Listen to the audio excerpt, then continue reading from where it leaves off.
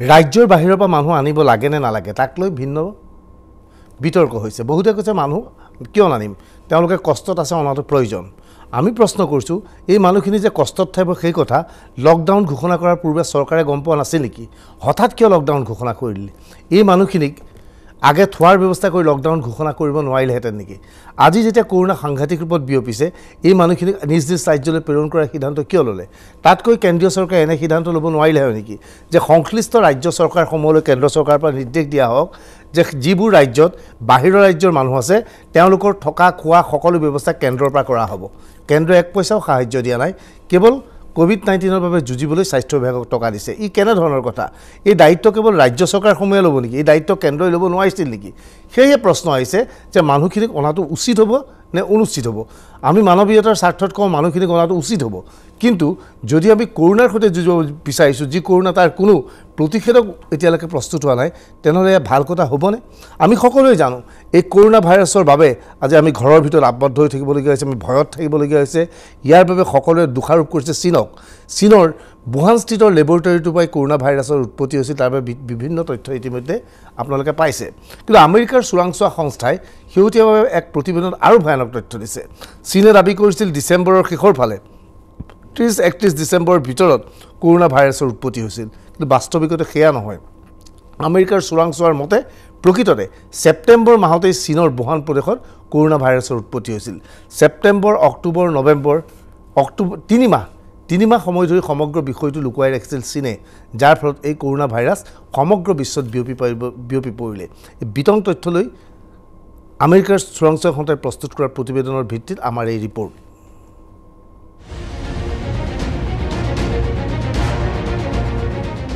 18 অক্টোবৰ 2019 স্থান বুহান 2019 অক্টোবৰ মাহৰ শেষৰ ফালে বুহানত অনুষ্ঠিত হৈছিল আন্তৰ্জাতিক সামৰিক ক্ৰীড়া সমাৰোহ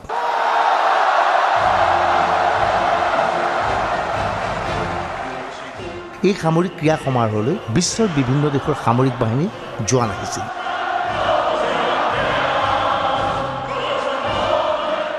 মুঠ 100খন দেশে অংশগ্ৰহণ কৰিছিল এই সমাৰোহত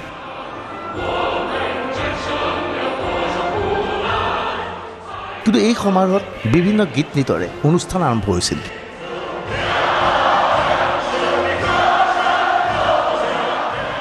অনুষ্ঠানত অংশগ্ৰহণ কৰিবলৈ বুহানত আহি উপস্থিত হৈছিল চীনৰ ৰাষ্ট্ৰপতি জিনপিং কিন্তু জিনপিঙক সেই সময়ত এক বেলেগ ৰূপত দেখা গৈছিল 2019 অক্টোবৰ মাহত অনুষ্ঠিত সামৰিক বাহিনীৰ ক্ৰীড়া সমাৰোহত উপস্থিত থকা চীনৰ ৰাষ্ট্ৰপতিৰ মুখলৈ মন কৰক ৰাষ্ট্ৰপতি যেন যথেষ্ট দুশ্চিন্তাত আছে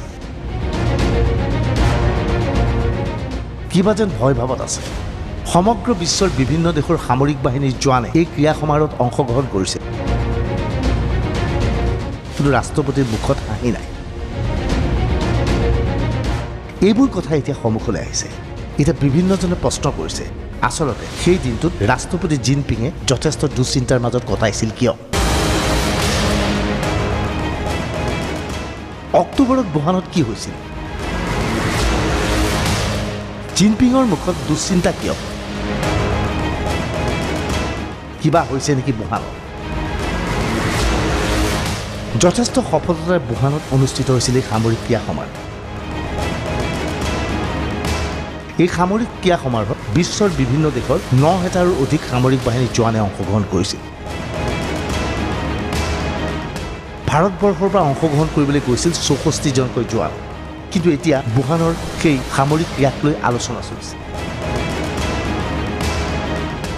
নকলে হ'ল আমি সকলোৱে জানো কৰোনা ভাইৰাছ উৎপত্তি স্থল আছিল চীনৰ বুহান প্ৰদেশ চীনে দাবী কৰিছে ডিচেম্বৰৰ শেষৰ ফালে বুহানৰ পৰা কৰোনা ভাইৰাছ বিয়পিছিল কিন্তু বাস্তৱিকতে সেয়া সত্যনে বুহানত সামৰিক ক্ৰীড়া অনুষ্ঠিত হোৱাৰ পূৰ্বে কৰোনা ভাইৰাছ আহিছিল নেকি সমগ্ৰ বিশ্বক এই বিষয়ে লুকুৱাই ৰাখিছিল নেকি চীনে এই সমগ্ৰ বিষয়টোৰ ওপৰত ইতিমধ্যে আমেৰিকাৰ চোৰাংচোৱা বাহিনীয়ে অনুসন্ধান আৰম্ভ কৰিছে অনুসন্ধানৰ অন্তত আমেৰিকাৰ চোৰাংচোৱা বাহিনীয়ে প্ৰস্তুত কৰি উলিয়াইছে এক প্ৰতিবেদন এই প্ৰতিবেদন মতে বুহানত সামৰিক বাহিনী ক্ৰিয়া সমাৰোহ হোৱাৰ প্ৰায় এমাহৰ পূৰ্বে অৰ্থাৎ অক্টোবৰৰ প্ৰথম সপ্তাহত প্ৰায় 15 দিনৰ বাবে বুহানস্থিত সেই লেবৰেটৰীটো সম্পূৰ্ণৰূপে বন্ধ আছিল। লেবৰেটৰীৰ বাহিৰত তলা ওলমোৱা আছিল। কিয় লেবৰেটৰী বন্ধ আছিল বা লেবৰেটৰীৰ তলা ওলমোৱা আছিল তাৰ ওপৰত অনুসন্ধান কৰি এক বিশেষ প্ৰতিবেদন দাখিল কৰিছে আমেৰিকা যুক্তৰাষ্ট্ৰৰ চোৰাংচোৱা বাহিনীয়ে। অক্টোবৰত 2 সপ্তাহৰ বাবে বুহানৰ লেবৰেটৰী বন্ধ আছিল। 7 অক্টোবৰৰ পৰা 24 অক্টোবৰ পৰ্যন্ত লেবৰেটৰীৰ তলা। অক্টোবৰৰ প্ৰথম সপ্তাহত বুহানৰ লেবৰেটৰীত কিবা অঘটন ঘটিছিল নেকি? এই লেবৰেটৰীটোক লৈ ইতিমধ্যে বিভিন্ন প্ৰশ্নৰ উদ্বেগ হৈছে। এই লেবৰেটৰীটোৰ পৰাই কৰোনা ভাইৰাছ বিয়পি পৰিছিল বুলি খবৰ আহিছে। কিন্তু খবৰ ওলাইছে এতিয়া এনেধৰণে যে বুহানৰ এই লেবৰেটৰীটোৰ পৰা কৰোনা ভাইৰাছ ডিচেম্বৰ মাহত নহয় বৰঞ্চ ছেপ্টেম্বৰ মাহতেই লিক হৈছিল। আচলতে কৰোনা ভাইৰাছত চীন আক্ৰান্ত হৈছিল ছেপ্টেম্বৰ মাহতে। ইতিমধ্যে বুহানস্থিত লেবৰেটৰীৰ যি ৱেবছাইট সেই ৱেবছাইটত কেইখনমান আলোকচিত্ৰ প্ৰচাৰ হৈছিল। আলোকচিত্ৰৰ মাজত এই যে মহিলাগৰাকী দেখিছে এখেত হৈছে বাদুলি কন্যা ৰূপে পৰিচিত চীনৰ বিখ্যাত মহিলা বৈজ্ঞানিক চি জেংলি। চি জেংলিং সহ অন্যান্য ব্যক্তিয়ে এই লেবৰেটৰীটোত বাদুলিৰ ওপৰত পৰীক্ষা কৰিছিল। বাদুলি ধৰি আনিবলৈ ইউহান প্ৰদেশলৈ গৈছিল বৈজ্ঞানিকৰ দলটোৱে। এইদৰে বনাঞ্চলৰ পৰা বাদুলি ধৰিছিল এই বৈজ্ঞানিকসকলে। কিন্তু বৈজ্ঞানিকসকলক মন কৰক, বাদুলি ধৰাৰ সময়ত তেওঁলোকে কোনো ধৰণৰ সাৱধানতা অৱলম্বন কৰা নাই। মুখত নাছিল কোনো ধৰণৰ মাস্ক, হাতত পিন্ধা নাছিল কোনো ধৰণৰ গ্লভছ। কেৱল সেই নহয়, বুহানস্থিত লেবৰেটৰীটোৰ ভিতৰত থকা এই ফ্ৰিজটোলৈ মন কৰক। এই ফ্ৰিজটো ভঙা অৱস্থাত আছিল, অথচ এই ফ্ৰিজৰ ভিতৰত আছিল বিভিন্ন ভাইৰাছ। এই ভাইৰাছৰ ওপৰত বুহানস্থিত লেবৰেটৰীত বিভিন্ন সময়ত তেওঁলোকে গৱেষণা কৰি আছিল। এতিয়া এই আলোকচিত্ৰসমূহক লৈ চৰ্চা হোৱাৰ লগে লগে বুহানস্থিত লেবৰেটৰীটো ৱেবছাইটৰ পৰা এইবোৰ ডিলিট কৰি দিয়া হৈছে। কেৱল সেয়ে নহয়, যোৱা মাৰ্চ মাহত এই লেবৰেটৰীটোৰ বিষয়ে তথ্য উদ্ধাৰ কৰিবলৈ আমেৰিকা যুক্তৰাষ্ট্ৰৰ পৰা বৈজ্ঞানিকৰ দল এটা আহিছিল। তেওঁলোকৰ আগমন তথা তেওঁলোকৰ পৰীক্ষা আলোকচিত্ৰও এতিয়া বুহানস্থিত লেবৰেটৰীৰ পৰা ডিলিট কৰি দিয়া হৈছে। লগে লগে প্ৰশ্ন কৰা হৈছে যে বুহানস্থিত লেবৰেটৰীত অক্টোবৰৰ প্ৰথম সপ্তাহত কিবা হৈছিল নেকি? ইতিমধ্যে আমেৰিকা যুক্তৰাষ্ট্ৰৰ চোৰাংচোৱা সংস্থাই চেলফোন লোকেশ্যন ডাটাৰ পৰা কিছু তথ্য সদৰি কৰিছে। আমেৰিকা যুক্তৰাষ্ট্ৰৰ মতে 7 অক্টোবৰৰ পৰা 24 অক্টোবৰ পৰ্যন্ত বুহানস্থিত লেবৰেটৰীৰ আশে পাশে কোনো ধৰণৰ মোবাইলৰ নেটৱৰ্ক নাছিল। অৰ্থাৎ কোনো ব্যক্তিয়ে মোবাইল চলোৱা নাছিল। ইয়াৰ পৰা এটা কথা স্পষ্ট হৈ পৰিছে, লেবৰেটৰীটোত সেই সময়ত মোবাইল বন্ধ আছিল। ইয়াৰ অৰ্থ এই 2 সপ্তাহ ধৰি লেবৰেটৰীটো সম্পূৰ্ণৰূপে বন্ধ অৱস্থাত আছিল। লেবৰেটৰীৰ ভিতৰত পৰীক্ষাৰ বাবে অনা বাদুলিয়ে আক্ৰমণ কৰিছিল এজন বৈজ্ঞানিকক। লগে লগে কৰোনা ভাইৰাছ সংক্ৰমিত হৈছিল। চীনে বাৰে বাৰে দাবী কৰে বুহানস্থিত চি ফুড মাৰ্কেটৰ পৰা কৰোনা ভাইৰাছ বিয়পি পৰিছিল। কিন্তু আমেৰিকা যুক্তৰাষ্ট্ৰৰ ৰাষ্ট্ৰপতি ডনাল্ড ট্ৰাম্পে এই কথা মানি লোৱা নাই। ৰাষ্ট্ৰপতি ডনাল্ড ট্ৰাম্পৰ মতে চি ফুড মাৰ্কেটত বাদুলি পোৱা নাযায়, বাদুলি পোৱা গৈছিল বুহানস্থিত লেবৰেটৰীৰে। অৰ্থাৎ বুহানৰ লেবৰেটৰীটোৰ পৰাহে কৰোনা ভাইৰাছ বিয়পি পৰিছিল সমগ্ৰ বিশ্বত। 18 ছেপ্টেম্বৰ 2019 স্থান বুহানৰ বিমানকোট।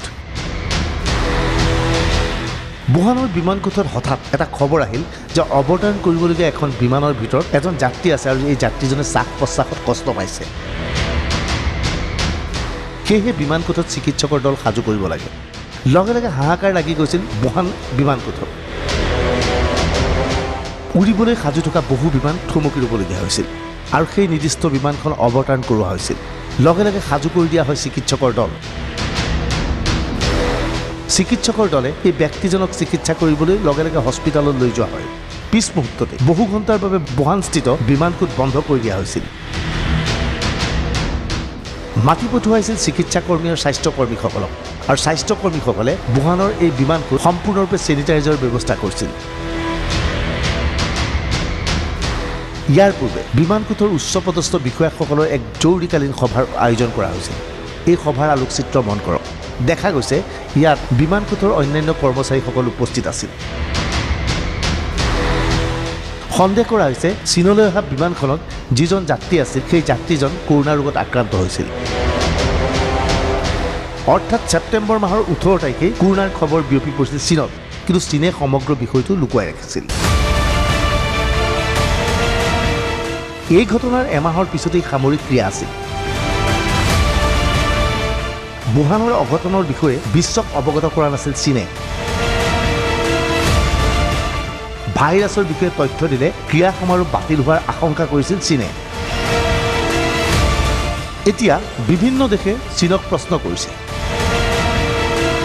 সামৰিক ক্ৰিয়াৰ পূৰ্বে বিমানত অহা সেই যাত্ৰীজন যে শ্বাস প্ৰশ্বাসত কষ্ট পাইছিল সেই কথাটো চীনে লুকুৱাই ৰাখিছিল কিয় সমগ্ৰ বিমানকোট চেনিটাইজাৰে পৰিষ্কাৰ কৰা হৈছিল কিয় ইমাৰ্জেঞ্চি বৈঠকৰ আহ্বান জনোৱা হৈছিল চীনে বুহান বিমানকোটৰ ঘটনাৰ বাবে নতুন ব্যাখ্যা আগবঢ়াইছে কোৱা হৈছে বিমানকোটত কোনো যাত্ৰী অসুস্থ হোৱা নাছিল প্ৰকৃততে সেয়া আছিল জৰুৰীকালীন ড্ৰিল চীনে সেয়া অনুশীলন বুলি দাবী কৰে কিন্তু লগে লগে প্ৰশ্ন কৰা হৈছে ৰোগক লৈ অনুশীলন কিয় কৰোনাক লৈ অনুশীলন কিয় অৰ্থাৎ কৰোনাই ভয়াৱহ ৰূপ ধাৰণ কৰিব বুলি ছেপ্টেম্বৰ মাহৰ 18 তাৰিখে চীনে গম পাইছিল নেকি এইখিনি সময়তে ফ্ৰান্সৰ পৰা এনে কিছুমান তথ্য আহিছে যিবোৰ তথ্যই চীনক বিপদত পেলাইছে ফ্ৰান্সৰ পৰা বুহানলৈ সামৰিক বাহিনী ক্ৰিয়াৰ বাবে আহিছিল 406 জন সেনা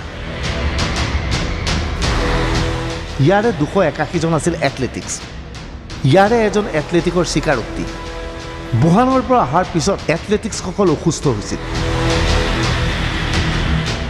কৰোনা ভাইৰাছৰ লক্ষণ দেখা গৈছিল কিন্তু এতিয়া প্ৰমাণিত হৈছে তেওঁলোক কৰোনাত আক্ৰান্ত বুহানত অনুষ্ঠিত সামৰিক ক্ৰিয়াত অংশগ্ৰহণ কৰিবলৈ যোৱা ফ্ৰান্সৰ সামৰিক বিষয়াজনৰ এই ভাষ্যক কেন্দ্ৰ কৰি এটা আন্তৰ্জাতিক পৰ্যায়ত গভীৰ আলোচনা হৈছিল আচলতে ফ্ৰান্সে প্ৰাৰম্ভিক অৱস্থাত কৰোনা ভাইৰাছৰ কথা গম পোৱা নাছিল এই খেলুৱৈসকলে বুহানৰ পৰা কৰোনা ভাইৰাছ কঢ়িয়াই আনিছিল পৰৱৰ্তী সময়ত ফ্ৰান্সত কৰোনাই ভয়াৱহ ৰূপ ধাৰণ কৰিছিল এই খেলুৱৈসকল যিহেতু অক্টোবৰ মাহতে উভতি আহিছিল তেনেহ'লে চীনত পূৰ্বেই কৰোনা ভাইৰাছ হৈছিল নেকি এই প্ৰশ্নটোক লৈ এতিয়া পুনৰ অনুসন্ধান আৰম্ভ কৰিছে বিশ্বৰ বিভিন্ন দেশৰ চোৰাংচোৱা সন্থাই ব্যুৰ ৰিপৰ্ট DY365